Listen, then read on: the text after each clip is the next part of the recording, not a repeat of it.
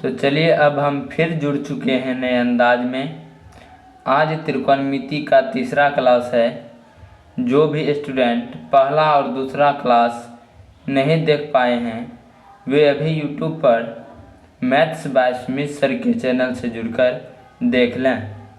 तो चलिए आज हम पढ़ने जा रहे हैं समकोण त्रिभुज में लंब, कर्ण और आधार किस तरह निकाला जाता है उन फार्मूले को, और इन फार्मूले को जो है पाइथागोरस प्रमेय भी बोलते हैं। पाइथागोरस प्रमेय के द्वारा ये दिया गया था, पाइथागोरस के द्वारा इन फार्मूला को दिया गया था। ठीक है, तो अब इन फार्मूला के अनुसार इनसे आगे और लंब और आधार निकालने की सारी फार्मूला को पढ़ेंगे। नोट में पहले इस जगह लिख लीजिएगा, इन कर्ण को जो है इंग्लिश के फर्स्ट लेटर से यानी एच से डिनोट किया जाता है, और लंब के इंग्लिश लेटर के फर्स्ट लेटर से डिनोट किया जाता है, और आधार को भी इंग्लिश के फर्स्ट लेटर से डिनोट किया जाता है, यानी इन बी से डिनोट किया जाता है। तो हम इन फार्मूला को जो है इन इंग्लिश के डिनोटेड अक्षर से डिनोट करेंगे। तो आप लोग इसको देखिएगा। चलिए शुरू करते हैं। इनको हम पहले h² लिख सकते हैं। यह फार्मूला कर्ण स्क्वायर इजकल टू लंब स्क्वायर प्लस आधार स्क्वायर होता है। इन फार्मूला के द्वारा हम यह सीखेंगे कि यदि कर्ण और आधार कर्ण निकालना हो तो लंब और आधार दिया रहेगा तो कर्ण कैसे निकालेंगे, और लंब निकालना होगा तो कर्ण और आधार दिया रहेगा और हमको लंब निकालना पड़ेगा, और आधार अगर निकालना है तो लंब और कर्ण के द्वारा निकाला जाएगा। तो कर्ण जो होती है समकोण त्रिभुज की सबसे लंबी भुजा होती है। ठीक है, तो हम इन इंग्लिश के डिनोटेड अक्षर के अनुसार इनको डिनोट करेंगे। ठीक है, p² प्लस b², यानी हमको अगर कर्ण निकालना होगा, कर्ण h निकालना होगा तो इनको p² प्लस b² यानी लंब और आधार के स्क्वायर को जोड़ अगर देंगे तो हमारा कर्ण स्क्वायर निकल जाएगा। यानी कर्ण निकालना होगा तो इन स्क्वायर को अगर इन इक्वल के बाद अगर इन स्क्वायर को भेजते हैं तो यह क्या हो जाता है, रूट में आ जाता है। क्या आ जाता है, रूट में p² प्लस b²। तो हमारा क्या हुआ, कर्ण निकल गया। अगर कर्ण निकालना है तो हमको p² प्लस b² का रूट करना पड़ेगा, यानी कि लंब स्क्वायर प्लस आधार स्क्वायर पर रूट करेंगे तो हमारा कर्ण निकल जाएगा। ठीक है, चलिए आगे चलते हैं दूसरी फार्मूला पर। दूसरा फार्मूला है, अगर हमको p निकालना होगा यानी p² अगर निकालना है तो h², ये b को इधर भेजेंगे तो प्लस से तो माइनस हो जाएगा, इतना तो आप लोग जानते होंगे। और p अगर निकालना है तो इन p का रूट उस साइड चला जाएगा बराबर के दूसरे टाइप। तो इस तरह से अगर हमको लंब निकालना होगा तो कर्ण के स्क्वायर में आधार के स्क्वायर को हम घटा देंगे तो हमारा लंब निकल जाएगा। ठीक है, चलिए आगे चलते हैं। तीसरा फार्मूला होगा हमारा b, यानी यहाँ बेस अगर निकालना होगा तो हमको H square minus P square, यानी कर्ण में लंब को, कर्ण के स्क्वायर में लंब के स्क्वायर को घटाकर रूट कर देना है।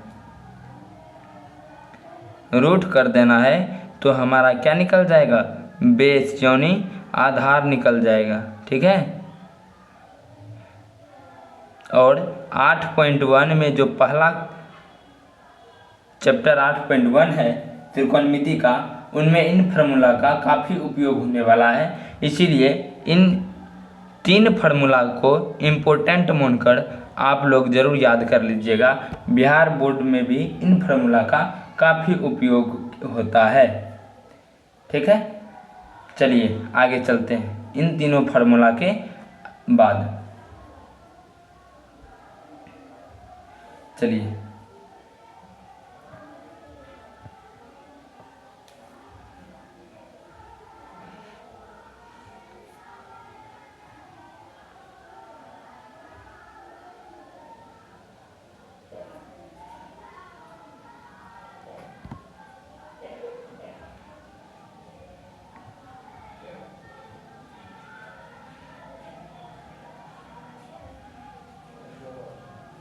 अगला पढ़ेंगे न्यून कोणों का त्रिकोणमितीय अनुपात।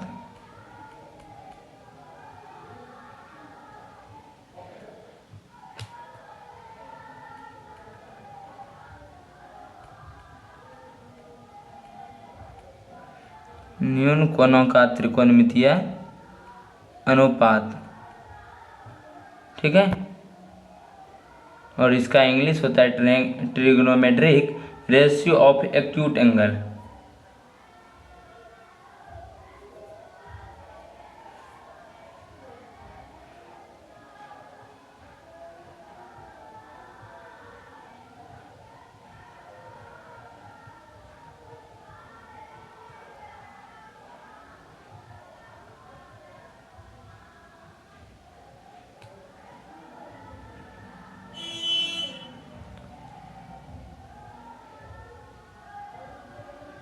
Acute angles. अब इनमें हमको क्या समझना है कि त्रिकोणमिति के, आपको हम दिखा रहे हैं, इन समकोण त्रिभुज के न्यूनकोण के बारे में समझना होगा हमको। क्या कि इन त्रिकोणमिति के इन दो न्यूनकोण पर, अगर इन दो न्यूनकोण पर जो स्थान रहेगा तो उन स्थान को हम कैसे लिखेंगे। ठीक है।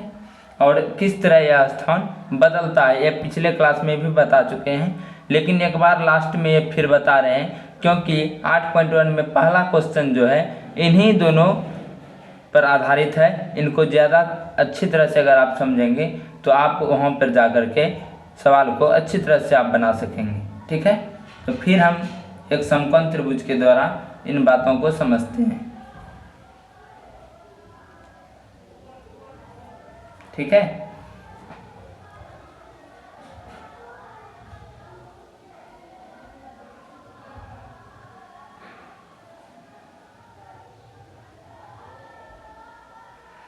चलिए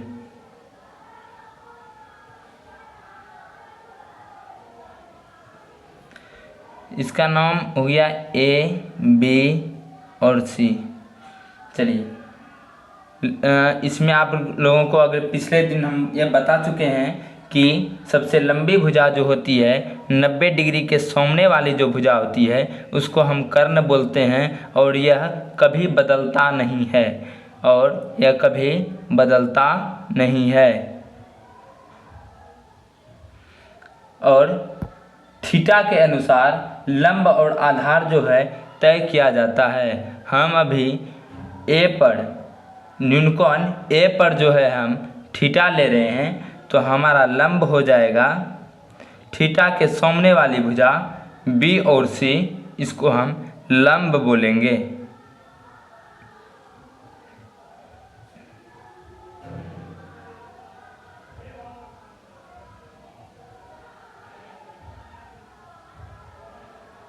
ठीक है। और इन भुजा को हम आधार बोलेंगे, यानी बेस। अब इनके अनुसार हम जो है उन न्यूनकोणीय के त्रिकोणमितीय अनुपात को समझेंगे।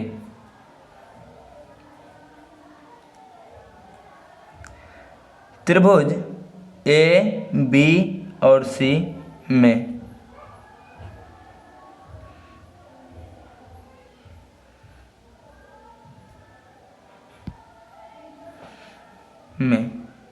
कोण ए या थीटा के अनुसार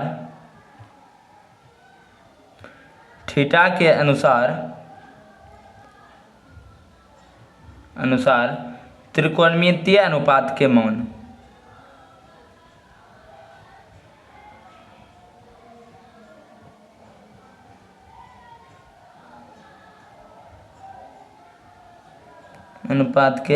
मान चलिए ये हो गया, इन त्रिकोणमितीय अनुपात का मान लिखना है। तो हम इन कोण ए के अनुसार जो हमारा त्रिकोणमिति के जो इन समकोण त्रिभुज के जो भुजा हुए हैं उनको हम दर्शाएंगे। तो कैसे दर्शाएंगे, हम बताए हुए थे कुछ समय पहले, लंब को हम P से डिनोट करते हैं। तो इसको हम लिखेंगे, कौन सा P है, लंब B और C भुजा है, तो इनको हम लिखेंगे B और C। ठीक, चलिए। और दूसरा क्या है, आधार हो गया आपका, आधार को डिनोट करते हैं हम किससे, B से, तो ए B हो गया A और B। चलिए, और कर्ण को हम डिनोट करेंगे H से, ठीक है, H से जो डिनोट करेंगे ये हो जाएगा A और C भुजा। इतना आप समझ गए होंगे, ठीक है। इसी तरह पुनः अगला जो हम बताएंगे, इसी पर कोण C पर थीटा को लेकर के हम उनके अनुपात को डिस्कस करेंगे।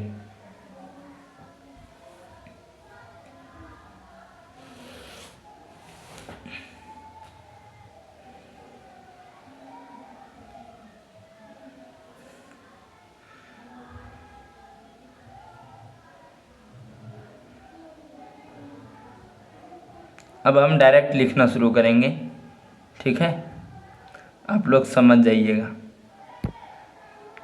ये हमारा कर्ण है जो कभी नहीं बदलता है, और थीटा हम C पर रख रहे हैं। थीटा के अनुसार अपना लंब हो गया P हो गया A और B, और आधार हो गया A, B और C।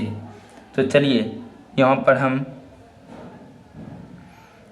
लिखते हैं, त्रिभुज ABC में, ये कॉन्सेप्ट है। आप अगर इसको समझ जाते हैं सवाल बनाने में कोई दिक्कत नहीं होगा, इसलिए हम ज़्यादातर कॉन्सेप्ट को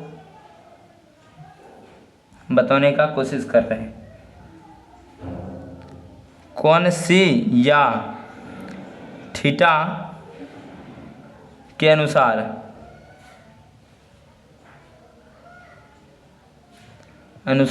त्रिकोणमितीय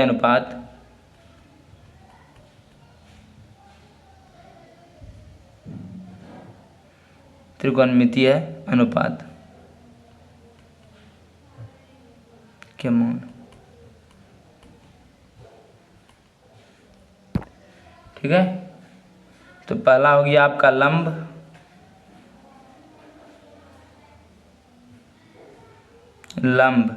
जिसको हम P से डिनोट करते हैं। A हो गया आपका A और B, ठीक है। और आधार जिसको हम B से डिनोट करते हैं, A हो गया B और C।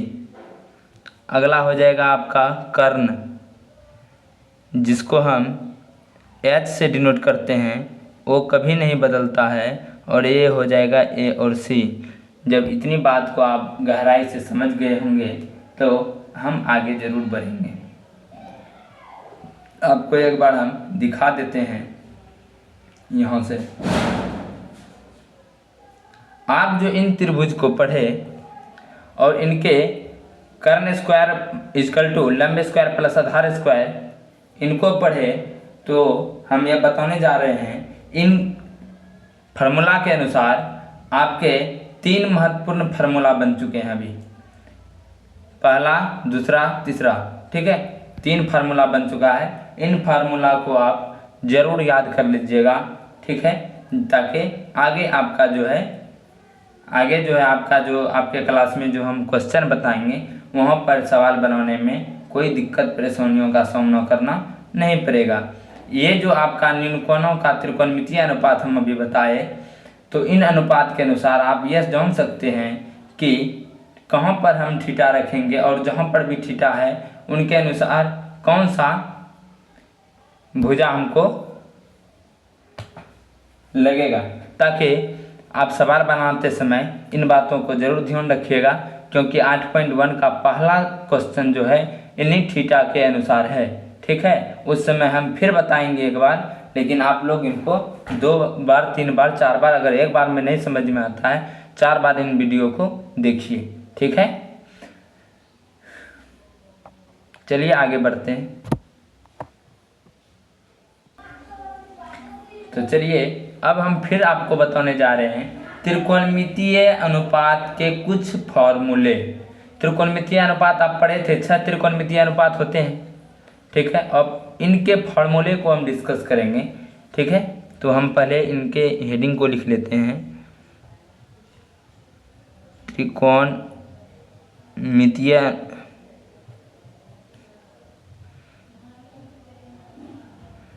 अनुपात के कुछ महत्वपूर्ण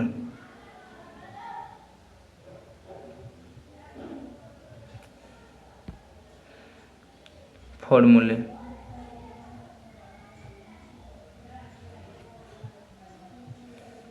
ठीक है, तो पहला त्रिकोणमितीय अनुपात था अपना साइन थीटा, साइन, और इनको जो है हम थीटा लेते हैं, क्योंकि यह थीटा के अनुसार हम इनको व्यक्त कर रहे हैं, साइन थीटा। पिछले क्लास में बताए थे, वहाँ आप जाकर देख सकते हैं इनको डिटेल से। साइन थीटा, साइन थीटा का फॉर्मूला होता है लंब बटा कर्ण, लंब बटा कर्ण, ठीक है। और इन लंब बटा कर्ण को हम इस तरह लिख सकते हैं, लंब को P से डिनोट किया जाता है, कर्ण को H से डिनोट किया जाता है, यानी साइन थीटा बराबर P बटा H। आप इन फार्मूला को जो 6 बताएंगे इनको तो काफ़ी गहराई से आपको याद करना पड़ेगा। दूसरा हो गया आपका कोस थीटा,